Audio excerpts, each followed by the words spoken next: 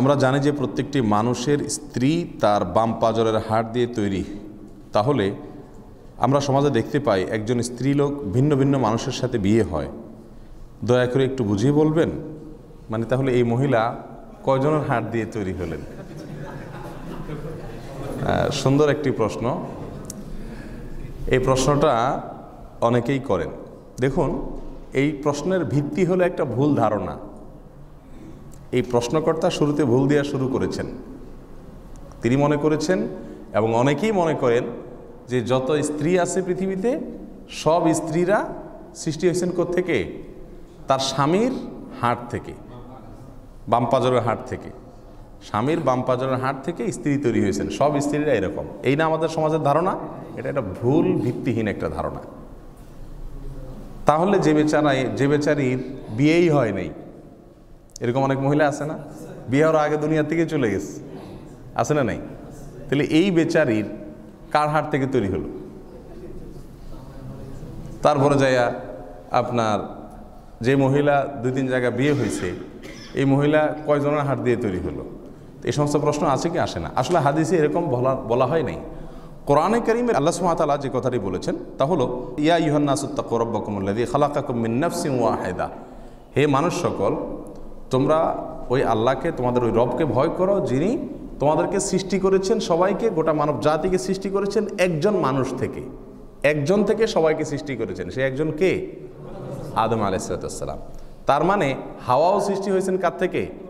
আদম থেকে। তারপরে এবার তাদের দুজন থেকে সৃষ্টি হয়েছে। তাহলে বাম পাজরের হাড় কথাটি প্রযোজ্য শুধু কার ক্ষেত্রে? আদম হাওয়ার ক্ষেত্রে। যে মা হাওয়া, তাকে আল্লাহ তাআলা সৃষ্টি করেছেন কোত্থেকে? আদম আলাইহিস সালামের বাম পাজরের হাড় থেকে। আদম আসলামকে মাটি থেকে তৈরি করেছেন, তার বাম পাজরের হাড় থেকে তৈরি করেছেন তার স্ত্রী হাওয়াকে। এরপরে এই দুজন থেকে শত শত হাজার হাজার বা লক্ষ লক্ষ কোটি কোটি অগণিত নারী পুরুষ সৃষ্টি করেছেন কে? আল্লাহ সুবহানাহু ওয়া তাআলা। এই আয়াত থেকে বোঝা গেল যে বাম পাজরের হাড় দিয়ে তৈরির বিষয়টা শুধুমাত্র কার ক্ষেত্রে ঘটেছে? হাওয়ার ক্ষেত্রে ঘটেছে। এখন আপনার স্ত্রীও আপনার বাম পাজরের হাড় থেকে সৃষ্টি হয়েছে এরকম না। আপনি বাম পাজর হাতায় লাভ না যে হাড় গেল কই। হাড় আছে জায়গা মতো, দেখেন, কোনো অসুবিধা নেই।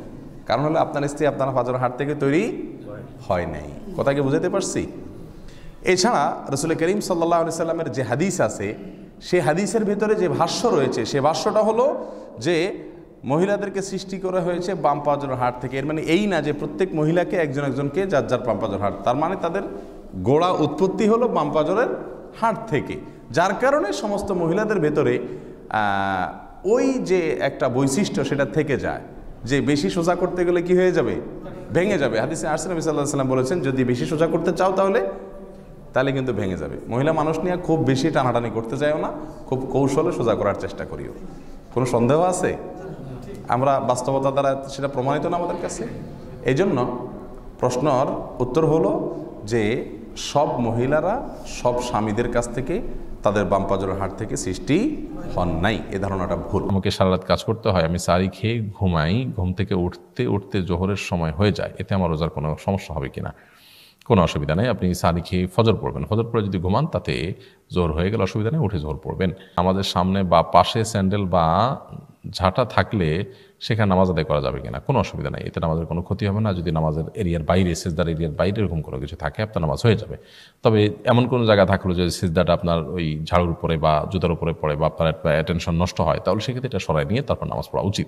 কিন্তু দূরে কোথাও আছে, সামনে আছে, তো এর কারণে আপনার নামাজের কোনো ক্ষতি হবে না।